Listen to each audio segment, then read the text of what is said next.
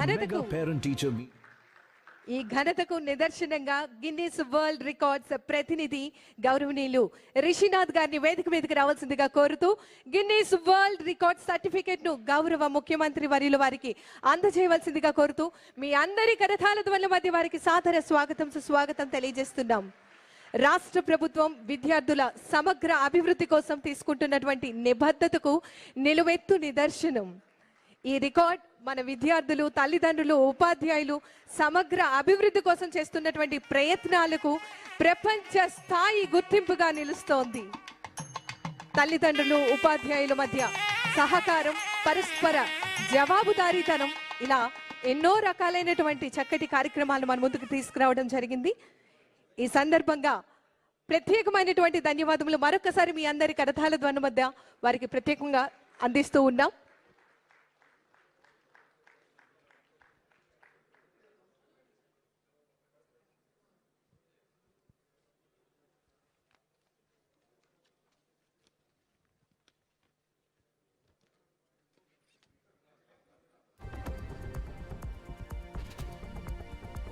గౌరవ మంత్రివర్యులు వారి యొక్క అనుమతితో గౌరవ ముఖ్యమంత్రి వర్యులు అవార్డ్స్ ని అందించవలసిందిగా వారికి ఆహ్వానాన్ని తెలియజేస్తున్నాం.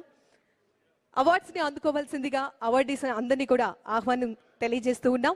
వి request doctor J Pratap garu, school assistant Telugu, ZPHS, please come forward. We request all the awardees please come forward.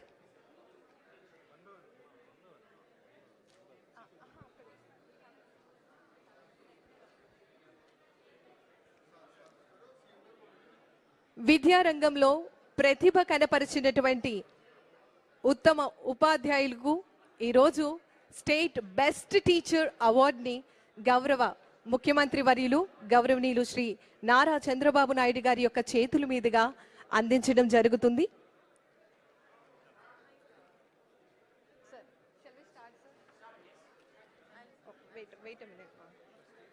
Doctor J Pratap garu, school assistant Telugu, ZPHS, Thimmayyapalem, Bapatla. So please come forward to receive your award. Ladies and gentlemen, put your hands together. K. Mohananjali garu, school assistant biology, ZPHS, Makkenavaripalem, Bapatla. Madam, please come forward.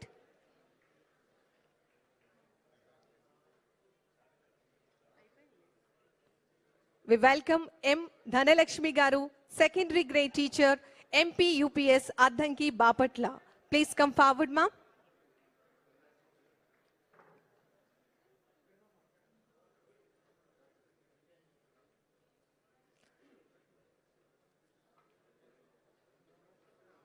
We welcome B. Shivakumari garu, school assistant Telugu, ZPHS, Palnadu. Congratulations, ma'am. We welcome M. Parvati garu, headmaster, ZPHS, SB Puram, Palnadu.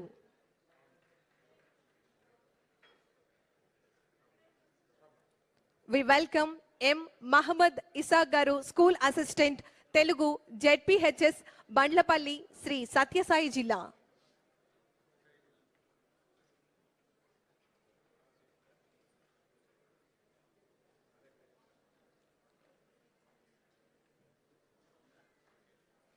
Congratulations to all the awardees.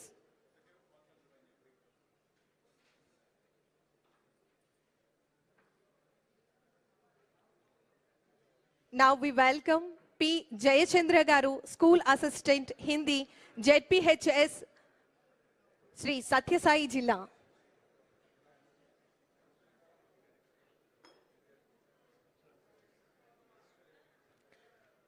Now we welcome K. Balasubramaniam garu, secondary grade teacher, MPPS, Tirupati.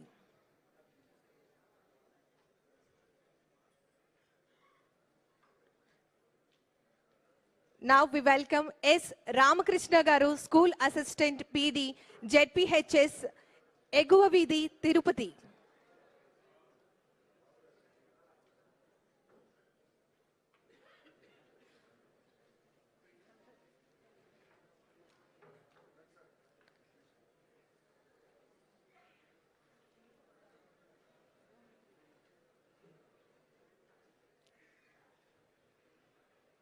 Now we welcome K. Balasubramanian Garu, secondary grade teacher, MPPS Tirupati. Heartiest welcome. S. Ramakrishna Garu, school assistant PD ZPHS Tirupati. We welcome K. Dominic Reddy Garu, school assistant English, MKR Government High School, SPSR Nellore.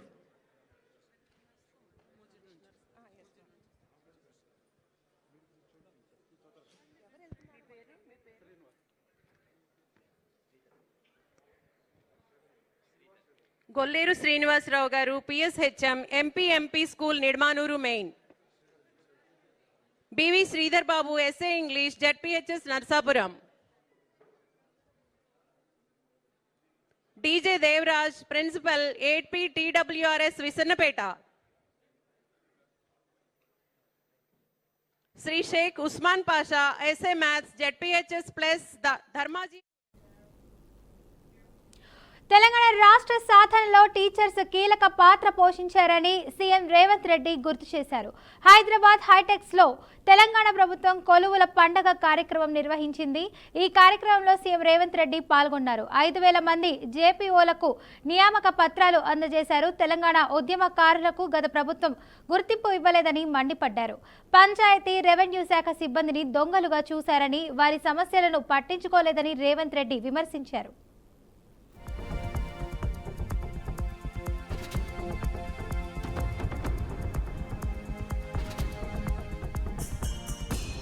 రైట్గా డీటెయిల్స్లోకి వెళ్తే శ్రీ సత్యసాయి జిల్లా వ్యాప్తంగా ప్రభుత్వ అనుమతితో నడిచే bar and రెస్టారెంట్లకు సంబంధించి టెండర్లను ఆహ్వానించనున్నట్లు జిల్లా X శాఖ సూపరింటెండెంట్ గోవింద్ నాయక్ తెలిపారు.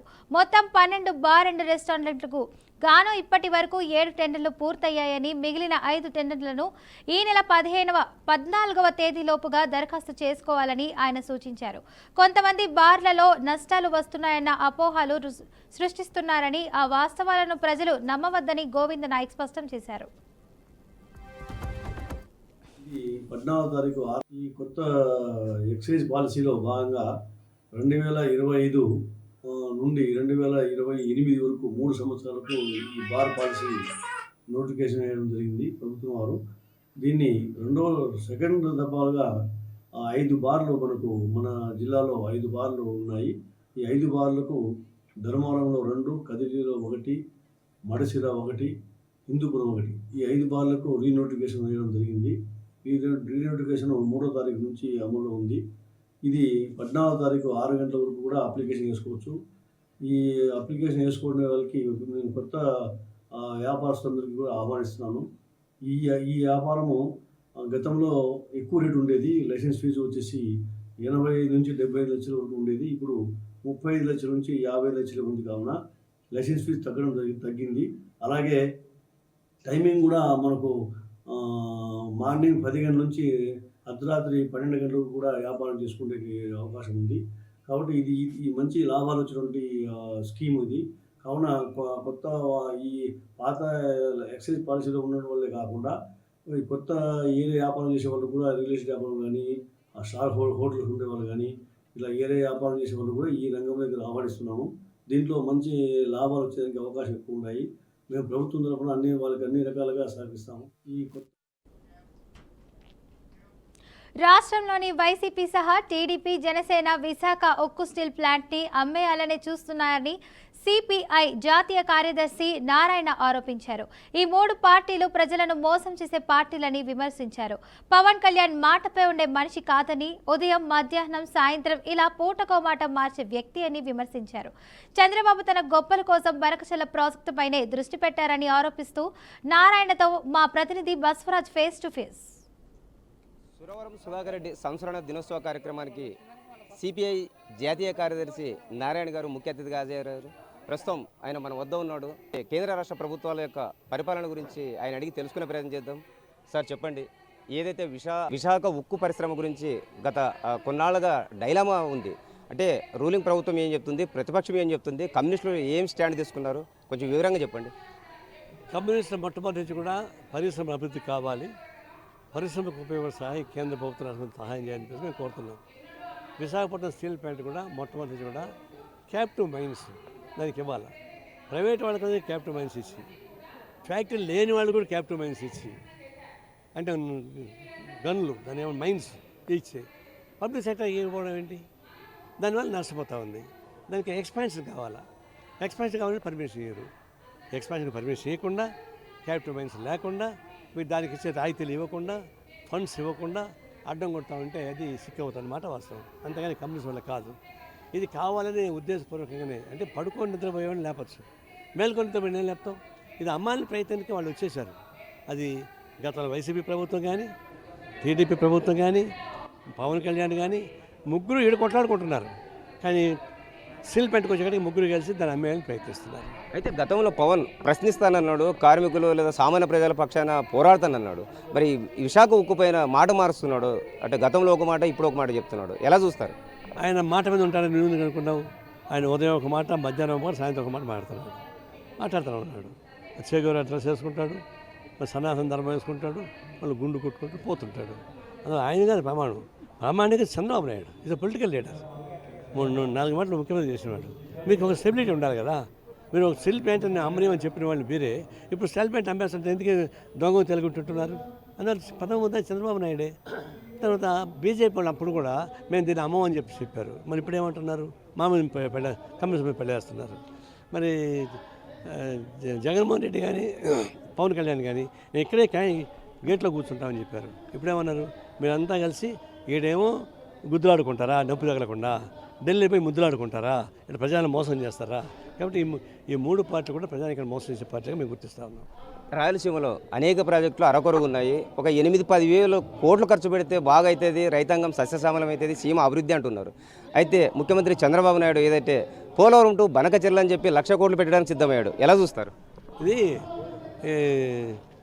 అందరినీ పళ్ళు మధ్యకి దోవ లేకపోతే చెరుకు సీటు వేసేట్టుగా ఆయన బడకి చదువుతున్నాడు. మేము కూడా ఏంటంటే హంద్రీనేవా గాలేనేవి వంశధార అనేది ఎన్టీ రామారావు నుంచి వస్తూ ఉంది, మీ నుంచి వస్తూ ఉంది. అది ఇంకా అరాకొర నిధులుతున్నాయి. హంద్రీనేవా గాలేనేవి అత్యంత వెనకబడిన ప్రాంతాల్లో ఉన్న ప్రాజెక్టులు, వంశధార అత్యంత వెనకబడిన ప్రాజెక్టు. ఈ మూడికి కొంత డబ్బులు ఇస్తే అది పూర్తి అయిపోతుంది. దీన్ని ఆయన పక్కన పెట్టి బనకచెర్ల అంటే 80,000 కోట్లు మెంగన వెతుకులేకపోతే మీసాలు సంపంగున్నారని చెప్పేసి అని పోతున్నారు. ఏపీ లిక్కర్ స్కామ్కి సంబంధించి క్లైమాక్స్కి వచ్చేసింది. సిట్టు దాఖలు చేసిన పరిస్థితి. మరి నారా లోకేష్ ఈరోజు ఢిల్లీకి వెళ్ళాడు. అంటే ఒక్కొక్కరు ఒక్కొక్క రకంగా చెప్తున్నారు. రాష్ట్ర అభివృద్ధి కానీ ఒకరు, లేదా జగన్ అరెస్ట్ చేయక ముందు అమిత్ షాతో మాట్లాడతాడని మీరేమంటారు? చల్లకొచ్చి ముంత దాచుకునేట్టుగా ఢిల్లీకి పోయేది ఎందుకంటే పెద్ద ఎత్తున అనగొట్టడానికి. జగన్మోహన్ రెడ్డి ఉన్నప్పుడు ఢిల్లీకి బయటికి పోయాడు, చంద్రబాబు అరెస్ట్ చేయమని చెప్పాడు. ఇప్పుడు వీళ్ళు తిరుగుతున్నారు. అది రాజకీయ ఖర్చులు తప్ప ఇంకోటి కాదు. అంటే మద్యం కొనుక్కోవడం మాత్రం ఒకటి ఏంటంటే అన్నీ డిజిటల్ పేమెంట్స్ ఉంటే ఒక మద్యం మాత్రం డిజిటల్ పేమెంట్ లేదు వైఎస్ఆర్ గవర్నమెంట్లో. లాస్ట్ 6 సంవత్సరాలు పెట్టారు తప్ప 6 నెలల్లో మిగతా క్యాషే. ఆ క్యాష్ మొత్తం ఎట్టట్టో పోయింది. దాని ఫలితం ఏమైంది? ఇప్పుడు మిథున్ రెడ్డి జైల్లో ఉండే, చెరుడు భాస్కర్ రెడ్డి జైల్లో ఉండే, ఇంకా జైలు పోయేవాళ్ళు ఉన్నారు. ఇవన్నీ క్యాష్ మనీ వచ్చినప్పుడు దొంగ డబ్బులు దొంగ పనులు చేస్తుందండి. మంచి డబ్బులు మంచి పనులు చేస్తే దొంగ డబ్బులు దొంగ పనులు చేస్తుంది. ఆ దొంగ పనులు చేసి అందరూ ఇరుక్కున్నారు. ఇప్పుడు మొత్తం జైలుకి పోతున్నారు. వాళ్ళు నీవు చేసే పాపాన్ని నీకు వర్తిస్తూ ఉన్నాయి. ఆ విషయంలో ఎవరు క్షమించాల్సిన పని లేదు. చట్టం దాని పని చేసుకోమని. ఫైనల్గా బిగ్ బాస్ గురించి గతంలో చాలా తీవ్రంగా ఖండించారు. ఆ బిగ్ బాస్ మళ్ళీ ఇప్పుడు మొదలవుతూ ఉంది. హీరో నాగార్జున ప్రకటనలు ఇస్తూ ఉన్నాడు. ఎట్లా చూస్తారు? వ్యతిరేకించినా సరే, ఆయన చేసినా సరే మేము వ్యతిరేకిస్తుంటాం. అది కోర్టులో వేశాను, నోటీస్ ఇచ్చారు. నోటీస్ తీసుకుంటే మేము ఇంట్లో లేవని పారిపోయారు వాళ్ళు. కోర్టు నోటీసులు తీసుకోలే, మేమే తీసుకుని నోటీస్ ఇచ్చాము. తీసుకుంటే గోడ కంటించి వచ్చినాము, పారిపోతున్నారు. అంటే అంత బతికి కోర్టు నుంచి పారిపోయాడని చూస్తే ఏం చెప్తాము? ఇప్పుడు వాళ్ళు కోర్టులో మళ్ళీ నోటీస్ ఇవ్వబోతున్నారు. కాబట్టి కోర్టులో ఉంది, మా విధానం మారదు. ఆయన సిగ్గు లేకుండా బిగ్ బాస్లో పాల్గొంటే మేము ఎందుకు వదిలిపెడతాం? మా ఫైట్ మాకు ఉంటుంది. Thank you. ఇది ఏదైతే జాతీయ కార్యదర్శి నారాయణ గారు చెప్తా ఉన్నారు. అయితే రాయలసీమలో పెండింగ్ ప్రాజెక్టుల గురించి చంద్రబాబు ఆలోచించకుండా పోలవరం టు బనకచెర్ల అంటున్నాడు. ఇది శుద్ధ వేస్ట్ అనే ఒక మాట అయితే చెప్తా ఉన్నారు. కెమెరా పర్సన్ బావితో బసవరాజ్, BRK న్యూస్, కర్నూలు. చిత్తూరు జిల్లా పూతలపట్టు నియోజకవర్గం ఐరాల మండలం కాణిపాకంలో శ్రీ స్వామివారి వార్షిక బ్రహ్మోత్సవాలు జరిగాయి.